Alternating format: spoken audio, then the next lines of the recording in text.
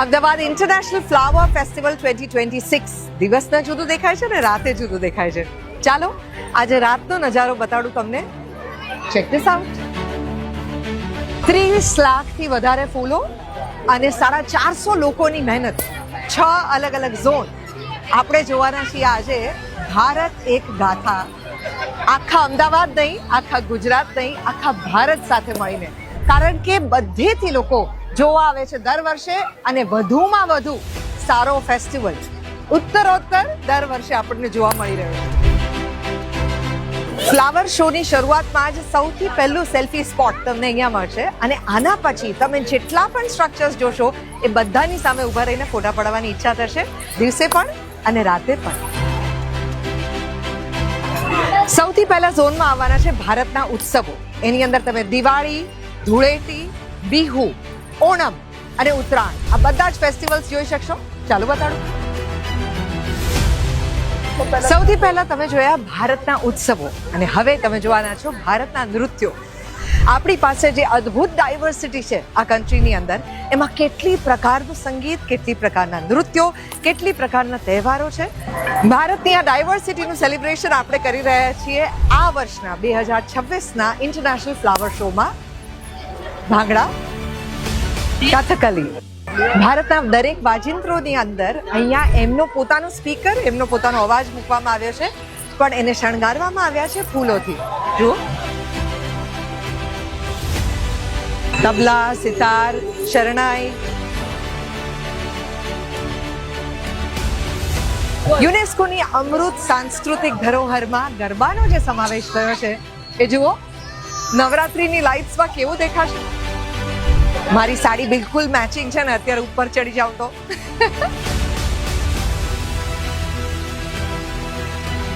ભારત એક ગાથામાં હવે આગળના ઝોનમાં જોવાના છીએ આપણે શાશ્વત ભારત. અને ભારતની એવી ગાથાઓ કે જેના વગર ભારતની સંસ્કૃતિ આપણે સૌ કઈ નથી. કૃષ્ણ ભગવાને અર્જુનને આપેલો સંદેશ ગીતા. આપણે સૌ કહેતા હોઈએ છીએ કે ખાલી મારાથી શું થાય.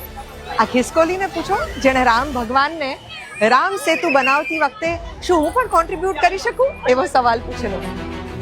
પ્રાચીન કથાઓમાં દેવ અને દાનવ જ્યારે સામ સામે આવીને સમુદ્ર મંથન કરે છે અને મંથનમાંથી જે નીકળ્યું એ અલગ અલગ વસ્તુઓ સાથેનું આ રેપ્રેઝન્ટેશન એ વાર્તાનું અહીંયા તમને જોવા મળશે. અને આ અમૃત મંથન કરતા કરતા જે વિષ નીકળ્યું એ વિષ શંકર ભગવાને પીધું અને એટલે નીલકંઠ કહેવાયા. અને એમના મસ્તિષ્કમાં એમણે ગંગાનું અવતરણ કેવી રીતે કર્યું એ છે અહીંયા.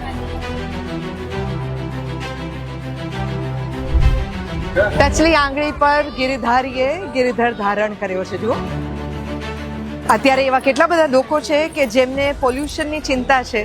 એ ચિંતા ખૂબ સ્વાભાવિક છે, કારણ કે શહેરનું ગ્રીન કવર જો ઘટતું જાય તો પોલ્યુશનના પ્રશ્નો વધતા જાય. એટલા માટે જ મિશન 4 મિલિયન ટ્રીઝ અને આવનારા વર્ષોની અંદર એ મિશન થશે 5 મિલિયન. 2025ના વર્ષની વાત કરતા હોઈએ અને ઓપરેશન સિંદૂરની વાત ના કરીએ તો કેવી રીતે ચાલે. અને હવે જે તમે જોઈ રહ્યા છો એ છે ગઈકાલનો આપણો Guinness book of world record. Actually એક નહીં, બે રેકોર્ડ કાલે આપણે બનાવ્યા છે અને કોઈને તોડ્યા નથી, કારણ કે આજ પહેલા કોઈએ આ પ્રયત્ન કર્યો જ નથી. ફૂલોથી બનાવવામાં આવેલું સૌથી લાંબુ પોર્ટ્રેટ ઓફ સરદાર વલ્લભભાઈ પટેલ એમની 150મી જન્મ જયંતિ પર.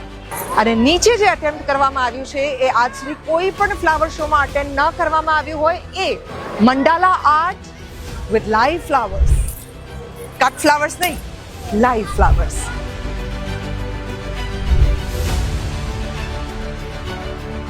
Thank you. ફ્લાવર શોની સાથે સાથે પ્રેમીઓને મળવાની મજા પણ એટલી જ છે ને. જે લોકોએ આપણું કામ આટલા વર્ષોથી વખાણ્યું હોય એવા લોકો તાદ્રશ મળે ત્યારે કેવી મજા આવે. ચાલો જઈએ છેલ્લા ઝોનમાં, ભારતની સિદ્ધિઓ. વંદે માતરમને થયા 150 વર્ષ. ઇન્ડિયાના ડિફેન્સ સેક્ટરે જે રીતે ઘાતક ડ્રોન બનાવ્યું, અગ્નિ મિસાઇલ બનાવ્યું અને આકાશ સિસ્ટમ બનાવી, એ બધાને પણ અહીંયા એક સલામી આપવામાં આવી છે. મેઇન ઝોનની અંદર ભારતની સિદ્ધિઓ. દરેક ઝોનની અંદર જ્યારે તમે એન્ટર થશો ત્યારે બંને બાજુ તમને QR કોડ જોવા મળશે, જેને જો તમે સ્કેન કરો તો એ ઝોન વિશે દરેક ડિટેલ્સ તમે જાતે જાણી શકશો. એજ્યુકેશન સેક્ટરની અંદર મૂકવામાં આવ્યું છે બોધિ વૃક્ષ ને એની નીચે વિદ્યા, LVM-3 અને નિસાર સેટેલાઇટ, ઇસરોની આ વર્ષની સિદ્ધિઓ. અને આગળ કોમનવેલ્થ ગેમ્સમાં 2030માં ભારત બનશે હોસ્ટ અને અમદાવાદને આ નજરાણું મળ્યું છે. જુઓ, પવન ચક્કીથી લઈને એટોમિક એનર્જી ઓર સોલાર પેનલ્સ, અને સૌથી અગત્યની અને કેટલાય વર્ષોથી આપણે જેની રાહ જોઈ રહ્યા છીએ એ સિદ્ધિ બુલેટ ટ્રેન. આ વખતના ફ્લાવર શોને પણ ચૂકવા જેવો નથી, કારણ કે એની અંદર તમે જે જોઈ રહ્યા છો એ દર વર્ષના 40 સ્કલ્પચરને બદલે આ વખતના 150 થી વધુ સ્કલ્પચર્સની ગાથા છે. ભારત એક ગાથા. ચોક્કસ જોવા આવો in Ahmedabad at the International Flower Show 2026. Devki signing off.